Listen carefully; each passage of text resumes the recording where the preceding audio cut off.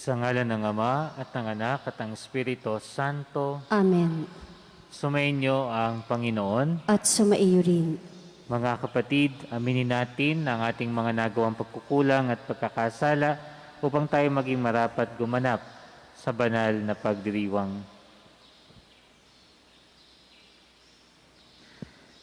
Sabay-sabay nating sabihin, inaamin ko Sa makapangyarihan Diyos at sa inyong mga kapatid, na lubha akong nagkasala sa isip, sa salita, sa gawa, at sa aking pagkukulang. Kaya isinasamo ko sa mahal na Birheng Maria, sa lahat ng mga anghel at mga banal, at sa inyong mga kapatid, na ako'y ipanalangin sa Panginoong ating Diyos. Kaawaan tayo ng makapangyarihang Diyos, patawarin tayo sa ating mga kasalanan, at patnubayan tayo sa buhay na walang hanggan. Amen. Panginoon, kaawaan mo kami. Panginoon, kaawaan mo kami. Kristo, kaawaan mo kami. Kristo, kaawaan mo kami. Panginoon, kaawaan mo kami. Panginoon, kaawaan mo kami. Manalangin tayo. Ama naming makapangyarihan, lakas loob ka naming tinatawagan sa ngalan mong Ama naming banal. Sa kalooban namin ay panahanin mong lubos ang iyong Espiritong sa aming kumukupkop upang sa lupaing ipinangako kami makapasok sa pamagitan ni Jesucristo kasama ng Espiritu Santo magpasawalang hanggan. Amen. Pagbasa mula sa aklat ni Josue. Noong mga araw na iyon, sinabi ng Panginoon kay Josue, "Sa araw na ito'y padadakilain kita sa paningin ng buong Israel. Sa ganito, makikilala nilang ako'y sumasa iyo tulad ng ginawa ko kay Moises. Sabihin mo sa mga saserdoteng Libita na magdadala ng kaba ng tipan na magtuloy na sila sa Ilog Jordan, ngunit hihinto pagtungtong ninyo sa tubig." At tinawag ni Josue ang mga tao, "Hali kayo at pakinggan ninyo ang ipinasasabi ng Panginoon ang inyong Diyos." At sinabi niya sa mga tao, "Dito ninyo malalaman na sumasa inyo ang Diyos na buhay. Pagdating ninyo roon, lilipulin niya ang mga Kananeo, ang kaba ng tipan ng Panginoon, ang Panginoon ng sangkalupaan ay mauunang itatawid ng Ilog Jordan. Kapag ang mga saserdoting may dala ng kaba ng tipan ay tumuntong sa tubig, titigil ng pag-agos ang Ilog Jordan. Ang tubig ay matitipon sa isang lugar sa hulo. Sa pangunguna ng mga saserdoting may dala ng kaba ng tipan, umalis ng kampamento ang bayang Israel upang tumawid sa ilog. Malaki ang tubig ng Jordan sa panahon ng tag-ani. Nang sumapit sa Ilog Jordan ang mga saserdoting may dala ng kaba ng tipan, tumigil ang agos sa hulo, at ang tubig ay natipon sa tapat ng bayan ng Adam, lunsod na nasa tabi ng Sartan. Samantala, ang agos na pababa sa dagat na patay sa Araba ay nagpatuloy hanggang sa natuyo ang ilog at nakatawid ang buong Israel. Malapit sa Jericho ang kanilang tinawiran. Nanatili sa gitna ng natuyong ilog ang mga saserdoteng may dala ng kaba ng tipan, samantalang tumatawid sa ibayo ang buong bayan. Tuyo ang nilalakaran nila. Ang salita ng Diyos. Salamat sa Diyos. Salmong tugunan. Alleluia. Alleluia. Ang bayang Israel sa bansang Ehipto'y doon inilabas ng ang lahing ito. Sa bansang dayuhan ay pawang lumikas. Magmula noon ang lupaing Huday naging dakong banal at yaong Israel ginawa ng Diyos na sariling bayan. Alleluia. Ang dagat ng tambo nang ito'y makita ay tumakas na rin. Magkabilang panig ng ilog ng Jordan noon ay humimpil. Maging mga bundok katulad ng tupa ay pawang nanginig, pati mga burol nanginig na parang tupang maliliit. Alleluia. Ano ang nangyari at ikaw o dagat, wala ng daluyan. Ikaw naman, Hordan, bakit ang tubig mo'y hindi na dumaloy? Kayo mga bundok, nanginginig kayong tupa ang kapara, at ang mga burol natakot na parang maliit na tupa. Alleluia.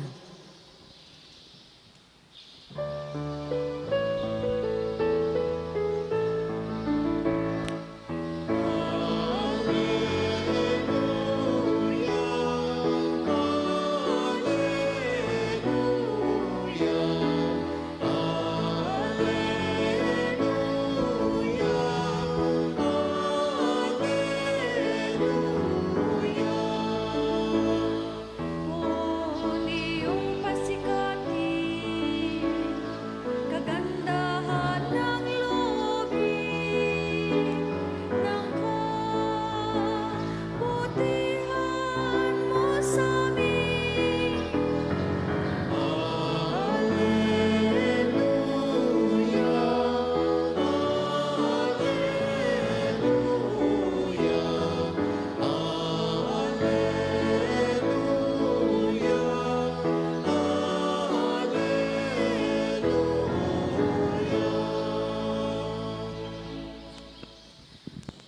Sumainyo ang Panginoon. At sumaiyo rin.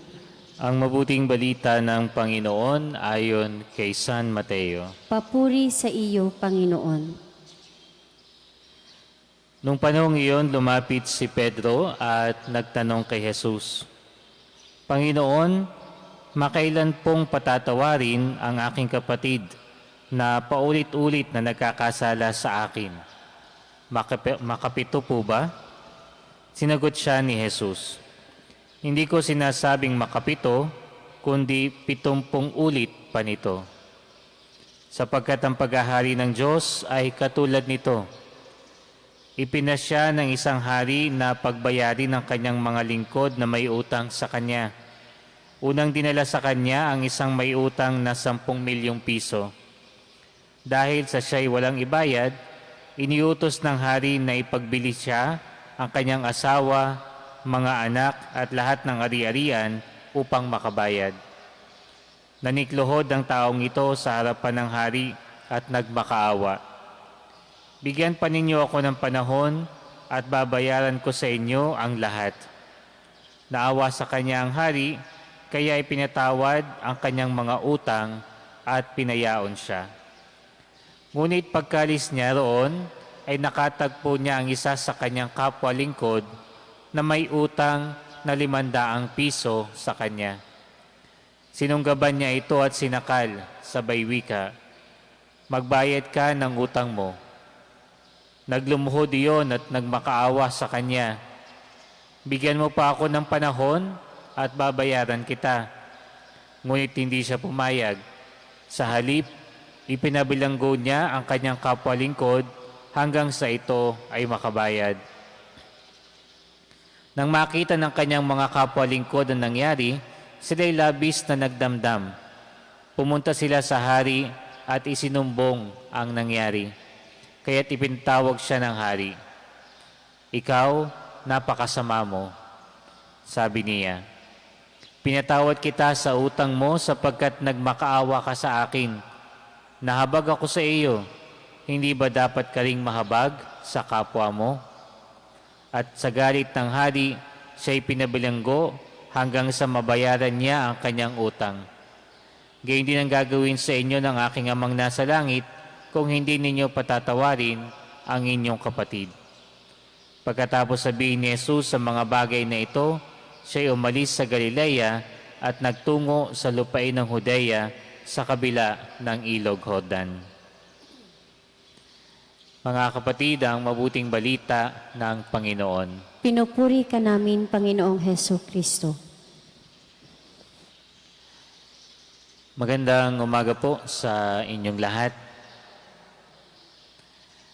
Atin pong nadinig sa Ebanghelyo ngayon ang tanong ni San Pedro kay Jesus kung ilang beses ba tayo magpapatawad.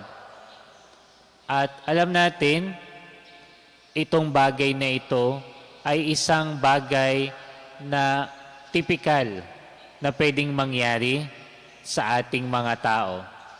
Sapagkat tayo'y mga tao na relational, ibig sabihin nga, sabi nga ng isang pilosopong si Aristotle, that we are a social animal and no man is an island.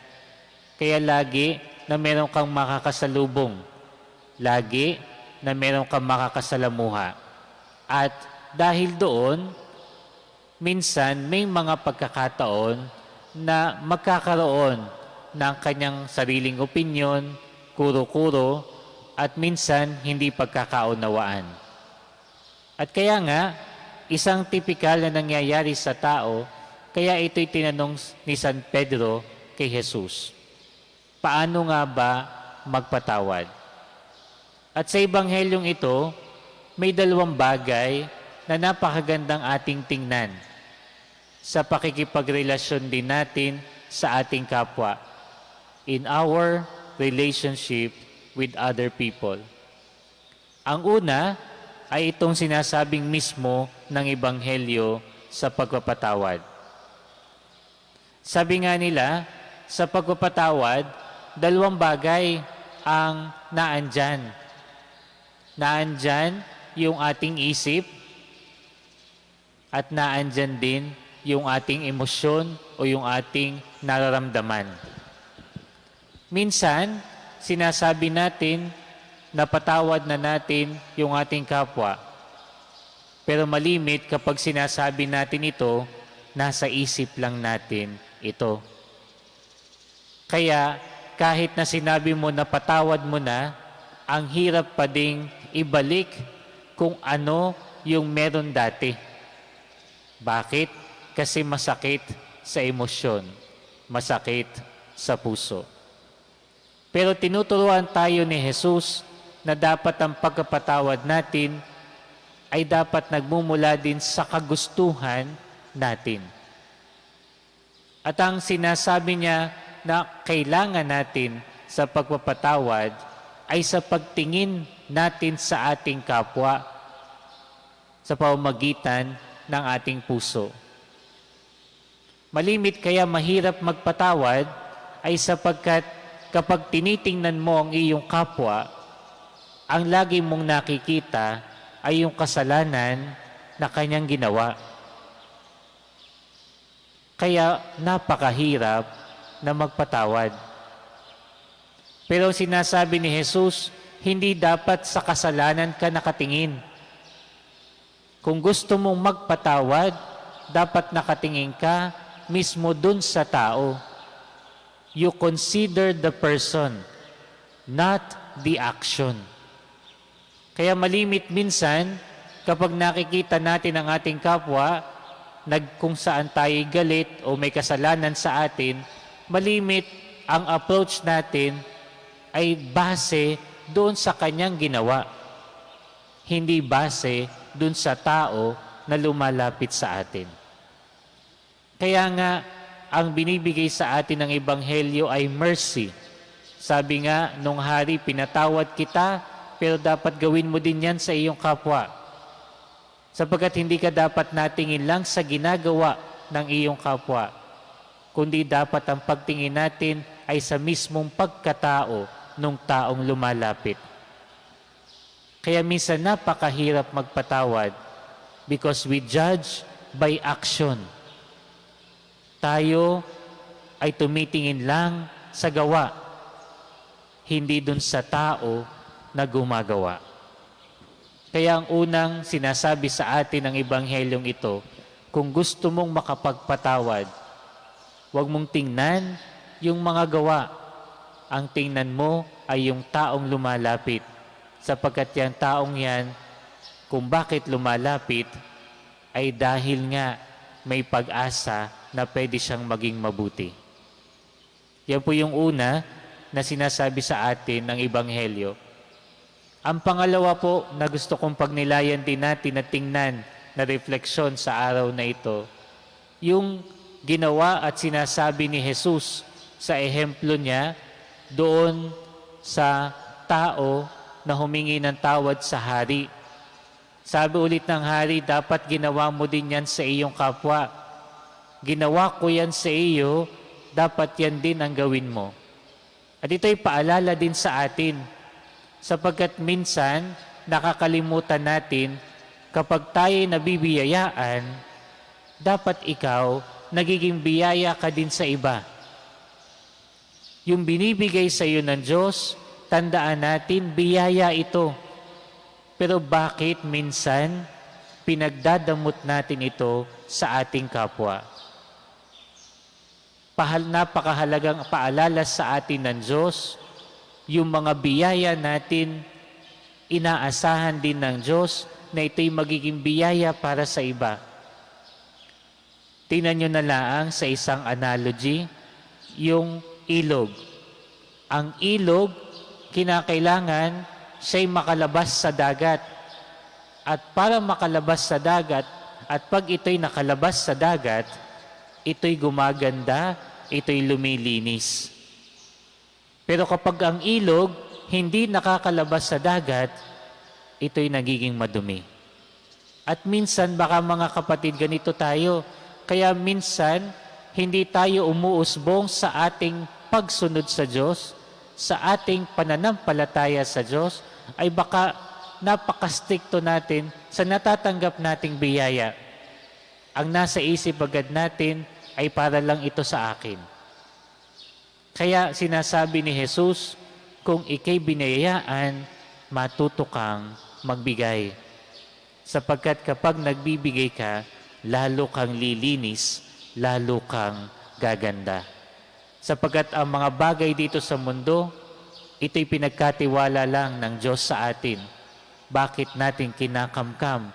Bakit natin sinasarili? Ibinigay yan ng Diyos sa iyo sapagkat alam ng Diyos, kaya mong maging biyaya para sa iba. Katulad sa Ebanghelyo, kung pinatawad ka ng Diyos, magpatawad ka din sa iba. Kaya nga mga kapatid, itong dalawang bagay na pagninilay, sa pagpapatawad, kung gusto nating maging madali, huwag tayong tumingin sa mga ginawa, tumingin tayo sa tao, sapagkat bilang tao, bilang anak ng Diyos, kaya nating magpatawad katulad ng ginawa ni Jesus, katulad ng ginawa ng Diyos. At ang pangalawa, mga binibigay sa atin na biyaya, dapat din ito'y maging biyaya natin para sa iba. Ang mga bagay na narito sa mundo ay binigay ng Diyos sa atin na biyaya para sa atin, para tayo mismo maging biyaya para sa iba. Manalangin na tayo sa Diyos upang makapagdulot ng pakikipagkasundo sa daigdig ang kanyang bayan na nakadama ng kanyang pagpapatawad. Sa bawat panalangin ang ating pong itutugon, Panginoon, dinggin mo ang aming panalangin. Panginoon, dinggin mo ang aming panalangin.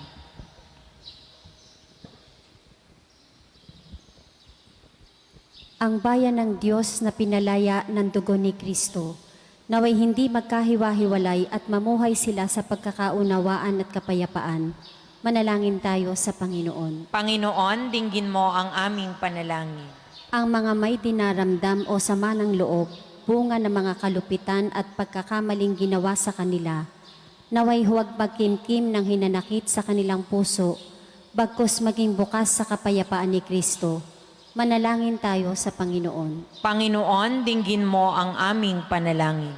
Ang mga nahihirapang magpatawad, naway mapagtanto at maunawaan ang mayamang habag ng Diyos sa bawat isa at matutong makapagpatawad mula sa puso. Manalangin tayo sa Panginoon. Panginoon, dinggin mo ang aming panalangin. Ang mga nakadarama ng malalim na sugat ng pisikal at espiritual na pagkakamali, naway makatagpo ng kagalingan sa pagpapatawad ni Kristo. Manalangin tayo sa Panginoon. Panginoon, dinggin mo ang aming panalangin. Ang mga tapat na namayapa, naway patawarin sa kanilang mga kasalanan. Manalangin tayo sa Panginoon. Panginoon, dinggin mo ang aming panalangin.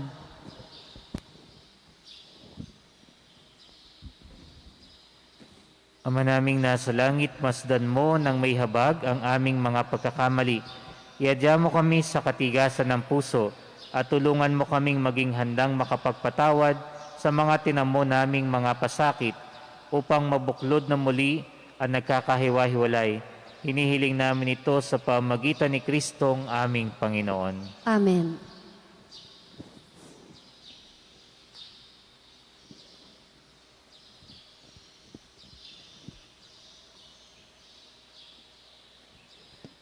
Kapuri-puri ka, Diyos, sa mga lumikha sa sanlibutan, sa iyong kagandahang loob narito ang aming may alay.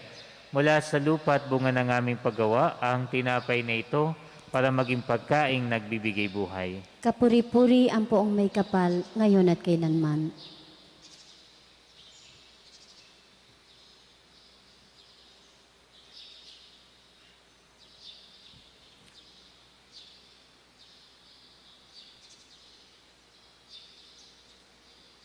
Kapuri-puri ka, Diyos, sa mga lumikha sa sanlibutan, sa iyong kagandahang loob narito ang aming may alay. Mula sa katas ng ubas at bunga ng aming paggawa, ang alak na ito para maging inuming nagbibigay ng iyong espiritu. Kapuri-puri ang poong may kapal, ngayon at kailanman.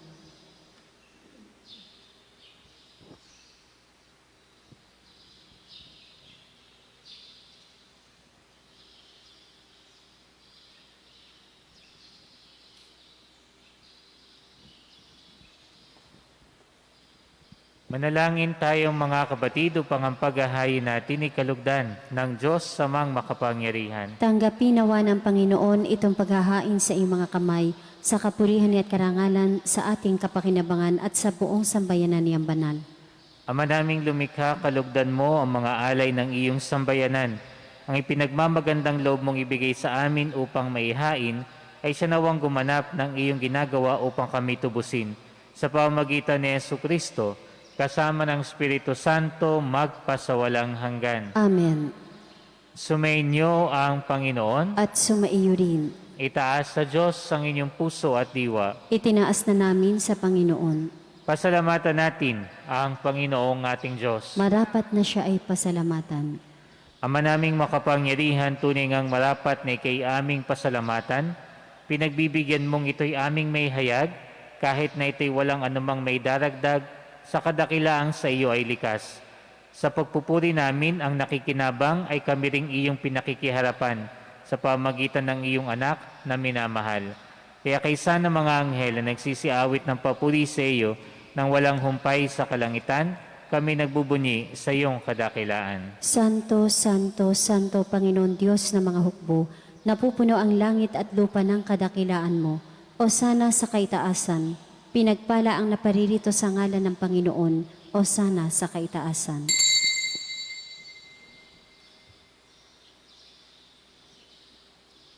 Ama naming banal, ikaw ang bukal ng tanang kabanalan.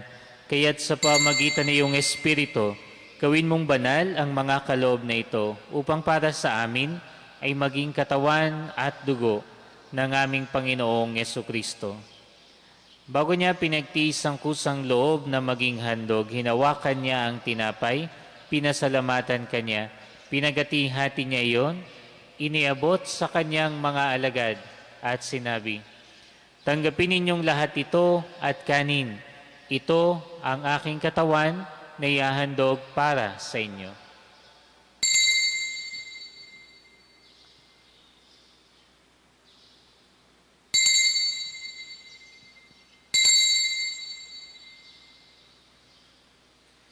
Gayun din naman noong matapos ang hapunan, hinawakan niya ang kalis, muli kanyang pinasalamatan sa kanyang mga alagad at sinabi, "Tanggapin ninyong lahat ito at inumin. Ito ang kalis ng aking dugo ng bago at walang hanggang tipan. Ang aking dugo na ibubuhos para sa inyo at para sa lahat sa kapagpapatawad ng mga kasalanan. Gawin niyo ito sa pag-alaala sa akin."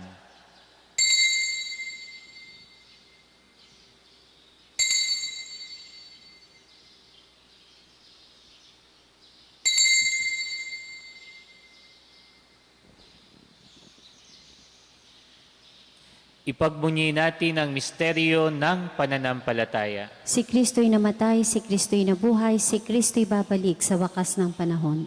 Ama, ginagawa namin ngayon ang pag-alala sa pagkamatay at muling pagkabuhay ng iyong anak. Kaya tinaalay namin sa iyo ang tinapay na nagbibigay buhay at ang kalis na nagkakalob ng kaligtasan. Kami nagpapasalamat dahil kami iyong minarapat na tumayo sa harap mo para maglingkod sa iyo. Isinasama namin kami magsasalo-salo sa katawan at dugo ni Kristo ay mabuklod sa pagkakaisa sa pamamagitan ng Espiritu Santo. Amalingapin mo yung simbahang laganap sa buong daigdig. Puspusin mo kami sa pag-ibig kay San ni Francisco na aming Santo Papa, ni Gilbert na aming Obispo at ng Tanang Kaparian. Alalahanin mo rin ang mga kapatid naming nahimlay na may pag-asang sila'y muling mabubuhay, gayon din ang lahat ng mga pumanaw. Kaawaan mo sila at patuloyin sa iyong kaliwanagan. Kaawaan mo at pagindapating kaming lahat na makasalo sa iyong buhay na walang wakas. Kaysa ng mahal na Birheng Maria na ina ng Diyos, kasama ni San Jose na kanyang esposo, kaysa ng mga apostol ni San Francis de Chantal, San Francisco ng Sales at ng lahat ng mga banal na namuhay dito sa daigdig ng kalugod-lugod sa iyo. May pagdiwang nawa namin ang pagpupuri sa karangal mo sa pamamagitan ng iyong anak na aming Panginoong Hesu Kristo. Sa pamamagitan ni Kristo, kasama niya at sa Kanya, ang lahat ng parangal at papuri ay sa iyo, Diyos amang makapangyarihan, kasama ng Espiritu Santo magpasawalang hanggan.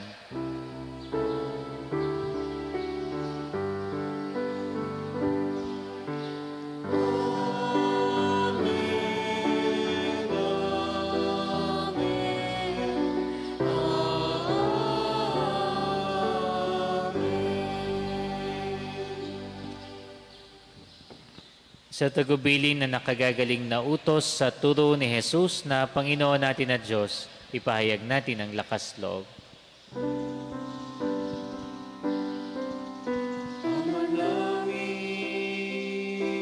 Sumasalangit ka, sambahin ang ngalan mo, Mapasa ang kaharian mo, sundin ang loob mo, dito sa lupa para nang sa langit. Bigyan mo kami ngayon ng aming kakanin sa araw-araw. At patawarin mo kami sa aming mga sala para lang magpapatawad namin sa nagkakasala sa amin. At huwag mo kami ipahintulot sa tukso at iagyan mo kami sa lahat ng masama. Hinihiling namin kami adya sa lahat ng masama, pagkalooban ng kapayapaan araw-araw, iligtas sa kasalanan at ilayo sa lahat ng kapahamakan, samantalang aming pinananabikan ang dakilang araw ng pagkapahayag ng tagapagligtas naming si Jesu Kristo. Sapagkat iyo ang kaharian, ang kapangyarihan at ang kapurihan, magpakailanman. Amen. Panginoong Jesu Kristo, sinabi mo sa iyong mga apostol, kapayapaan ang iniiwan ko sa inyo, ang aking kapayapaan ang ibinibigay ko sa inyo. Tunghayan mo ang aming pananampalataya at huwag ang aming mga pagkakasala. Pagkalooban mo kami ng kapayapaan at pagkakaisa ayon sa iyong kalooban, kasama ng Espiritu Santo magpasawalang hanggan. Amen.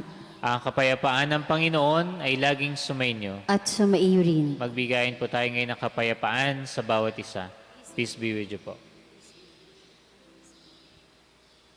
Kordero ng Diyos na nag-aalis ng mga kasalanan ng sanlibutan, maawa ka sa amin. Kordero ng Diyos na nag-aalis ng mga kasalanan ng sanlibutan, maawa ka sa amin. Kordero ng Diyos na nag-aalis ng mga kasalanan ng sanlibutan, ipagkaloob mo sa amin ang kapayapaan.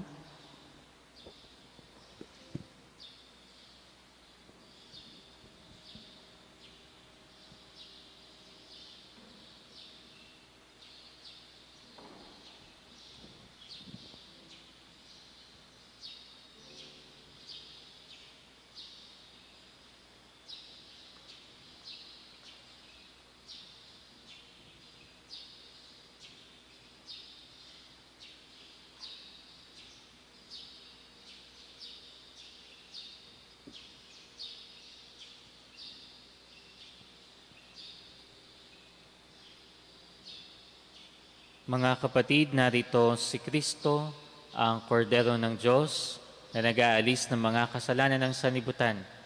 Mapapalad tayo ngayon na kanyang inanyayahan sa piging na ito. Panginoon, hindi ako karapat-dapat na magpatuloy sa iyo, ngunit sa isang salita mo lamang ay gagaling na ako. Ang katawan ni Kristo, Amen.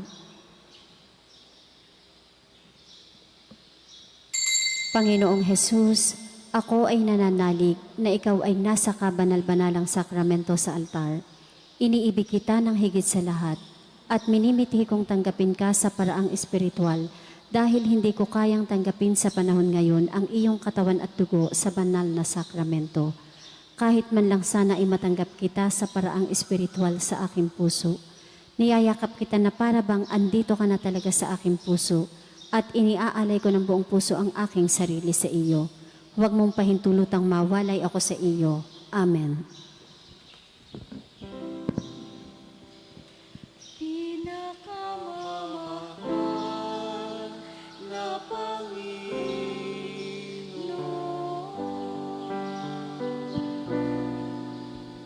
turuan mo akong maging bukas palad sa iyo, maglingkod ng karapat-dapat, magbigay, huwag sa gugol masinda.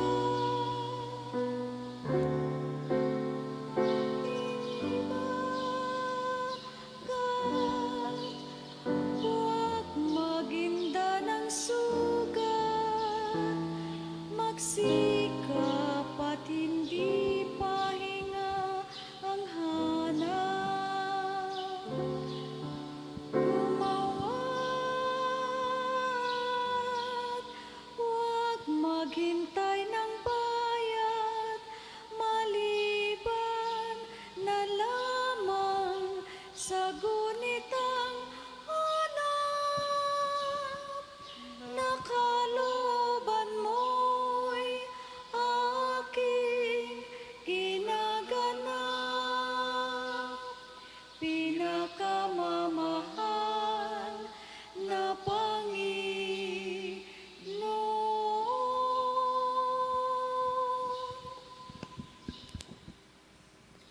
Mahabagin at mapagmahal na Ama, nagsusumamo kami sa iyo upang hilingin ang iyong patnubay laban sa COVID-19 na nagpapahirap sa marami at kumitil na ng mga buhay. Tunghayan mo kami ng may pagmamahal at ipag-adya kami ng iyong mapaghilom na kamay mula sa takot sa kamatayan at karamdaman. Itaguyod mo kami sa pag-asa at patatagin sa pananampalataya. Gabayan mo ang mga dalubhasang naatasan na tumuklas na mga lunas at paraan upang ihinto ang paglaganap nito. Nagpapasalamat kami sa mga bakunang naisulong sa patnubay ng iyong mga kamay. Pagpalain mo ang aming mga pagsisikap na mawakasan ng mga bakuna ang pandemya sa aming bayan. Patnubayan mo ang mga lumilingap sa may sakit upang ang kanilang pagkalinga ay malaki pa ng husay at malasakit. Pagkalooban mo sila ng kalusugan sa isip at katawan, katatagan sa kanilang paninindigang maglingkod at ipagsanggalang sa karamdaman. Itinataas namin ang mga nagdurusa, makamtanawa nila ang mabuting kalusugan. Lingapin mo rin ang mga kumakalinga sa kanila. Pagkamitin mo ng kapayapaang walang hanggan ang mga pumanaw na. Pagkalooban mo kami ng biyaya na magtulong-tulong tungo sa ikabubuti ng lahat. Pukawin sa amin ang pagmamalasakit sa mga nangangailangan. Sa pagdamay at malasakit namin sa bawat isa, malampasan nawa namin ang krisis na ito at lumago sa kabanalan at pagbabalik loob sa iyo. Hinihiling namin ito sa pamamagitan ni Hesukristo na nabubuhay at naghaharing kasama mo at ng Espiritu Santo, Diyos magpasawalang hanggan. Amen. Dumudulog kami sa iyong patnubay, mahal na ina ng Diyos. Pakinggan mo ang aming mga kahilingan sa aming pangangailangan at ipag-adya mo kami sa lahat ng kasamaan, maluwalhati at pinagpalang Birhen. Amen. Mahal na Birhen, mapagpagaling sa may sakit. Ipanalangin mo kami. San Jose, Ipanalangin mo kami. San Rafael Arcangel, Ipanalangin mo kami. San Roque, Ipanalangin mo kami. San Lorenzo Ruiz, Ipanalangin mo kami. San Pedro Calungsod. Ipanalangin mo kami. Manalangin tayo.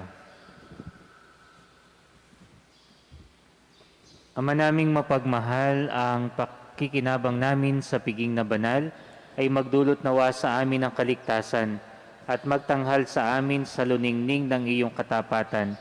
Sa pamamagitan ni Jesucristo, kasama ng Espiritu Santo, magpasawalang hanggan. Amen. Sumainyo ang Panginoon At sumaiyo rin. at pagpalain tayo ng makapangyarihang Diyos, ang Ama, Anak at Espiritu Santo. Amen. Ang misa ay naialay na, humayo tayong mapayapa. Salamat sa Diyos.